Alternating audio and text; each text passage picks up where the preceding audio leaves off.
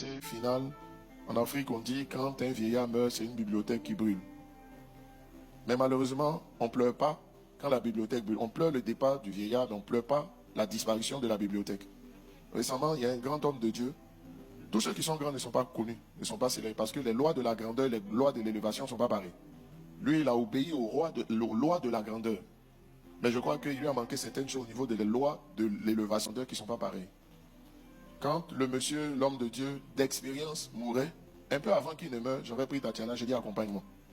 Je suis allé m'asseoir avec lui et elle saura. L'homme de Dieu était un peu en larmes parce que je lui ai dit, j'aurais tellement aimé venir m'asseoir avec toi et tu me racontes tes histoires de ministère.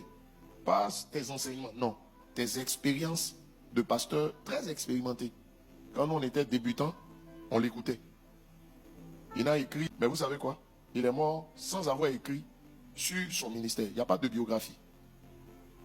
S'il n'a pas produit une autobiographie, il aurait pu avoir quand même une biographie. Mais le problème, c'est que ses expériences de ministère. Ce jour-là, Tatiana est là, j'ai passé près de 4 heures de temps à l'écouter. Récemment, je parlais avec une maman. Je ne vais pas donner de plus grands détails. Je pense que Dieu m'a dit qu'elle va mourir bientôt. Elle est âgée. Mais dans le domaine des sciences médicinales, sans fétiche, hein, elle est chrétienne. La maman là, quelquefois elle est là, elle prie, puis Dieu lui dit, va prendre telle feuille. Je lui ai dit, tu vois, tu vas partir sans que quelqu'un ait écrit. Les personnes âgées sont un peu ennuyeuses. Elles parlent. Tu vois, ce qui me fait mal, tout s'en va. Mais puis, il y a